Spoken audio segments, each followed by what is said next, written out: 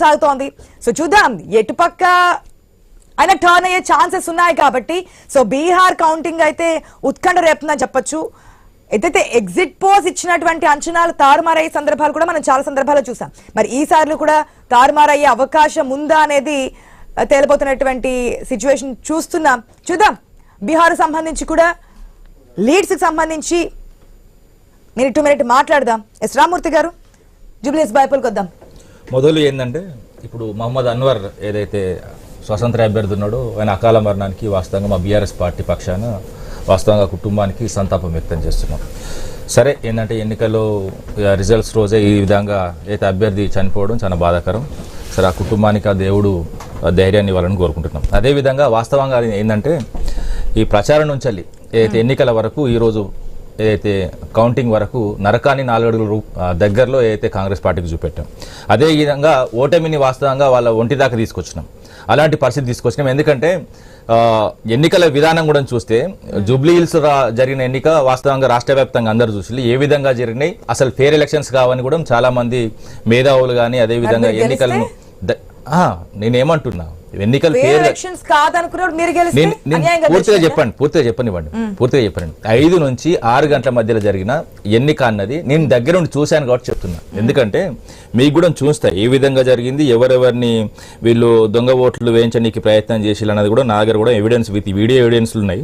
అంత ఈజీగా మనం మాట్లాడడం. ఎందుకంటే ఏ విషయమైనా కూడా ఎవిడెన్స్ లేని మాట్లాడితే అది షోది అయిపోతుంది. ఎందుకంటే దాదాపు 13 ఏళ్ల బాలిక కూడా చేతిలో ఏదైతే ఓటర్ స్లిప్ పట్టుకొని ఓటేనికి రెడీ ఉన్న లోపల పోయిన వీడియో కూడా చూస్తా.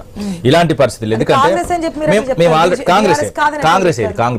కాంగ్రెస్ వాళ్ళు కూడా లోపల పంపించేది కూడా ఉన్నది మీకు చూస్తా. ఎందుకంటే మనం ప్రాసెస్ నడవని మనం చాలా సేపు ఉంటాం లైవ్ లో. అది కాదు రామూర్తి గారు, చెప్పండి. మీరు ధీమా వ్యక్తం చేస్తున్నారు. 14 నుంచి 18 ఓట్లు 18,000 ఓట్ల మెజారిటీతో గెలుస్తామంటున్నారు. చెప్తా వినండి పూర్తిగా. నేనంటే 5 నుంచి 6 గంటల మధ్యలో జరిగే ఎన్నిక వాళ్ళు ఎంత వరకు మా మెజార్టీ తగ్గిస్తారు ఏ దొంగ ఓట్లతోనే అన్నదే ఇక్కడ ఉన్న పరిస్థితి. దీన్ని క్లియర్ గా అర్థం చేసుకోండి. మా మెజార్టీ తగ్గుతుంది అంతే తప్ప మేము గెలవడం మాత్రం పక్కా అని చెప్తున్నా. ఇది మీరు క్లియర్ గా అర్థం చేసుకోండి. 14,000 నుంచి 18,000 ఓట్లతో గెలుస్తామని క్లియర్ గా చెప్తున్నా. ఎందుకంటే ఓట్లు కూడా ఒకటి రామూర్తి గారు, మీరు అనుకున్న తగ్గిన తర్వాతనే 14,000 అయితే 14,000 మార్క్ ఉంటే 14,000 ఓట్ల మెజారిటీతో బ్రేకింగ్. ప్రసాద్ గారు, ఒకసారి బీహార్ విషయానికి వద్దామండి. బీహార్ టఫ్ ఫైట్ నడుస్తుంది, నెక్ టు నెక్. అక్కడ మనకి నెంబర్స్ చూస్తున్నా అర్థమవుతోంది. 63 అటు మనకి ఎన్డీఏ కనిపిస్తుంది, దాని వెనకే మనకి మహాగఠబంధన్ కూడా 45తో దగ్గరలోనే రన్ అవుతోంది. ఏమో ఈ లీడ్స్ మళ్ళీ తారుమారయ్యే అవకాశం కూడా ఉంది.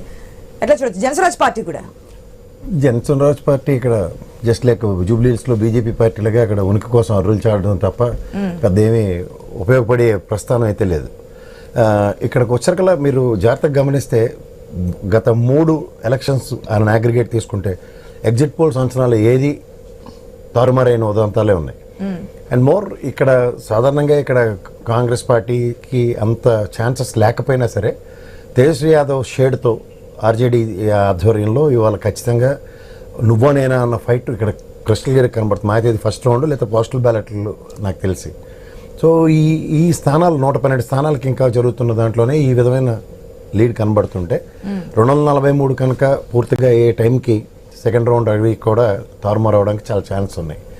ఇది ఆంధ్రప్రదేశ్ 2019 ఎలక్షన్ అంటే చూడండి, పసుపు కుంకుమ ఇచ్చి ఆ 30,000 రూపాయలతో ఎలా సస్టైన్ అయ్యారు, 15,000 ఆడపిల్లలకి ఇచ్చి ఈ ఎలక్షన్ ఎదుర్కోబోతున్న నితీష్ కుమార్కి ఈసారి ఆడవాళ్ళ దగ్గర నుంచి తిరుగుబాటు వస్తుంది అన్నది బీహార్లో ground level report. And 3 terms బట్టి మోర్ దెన్ 3 టర్మ్స్ ఈ నితీష్ కుమార్ని బర్దాష్ చేసిన బీహార్ ఇంకా టాలరెన్స్ 0 లెవెల్లో ఉన్నారు.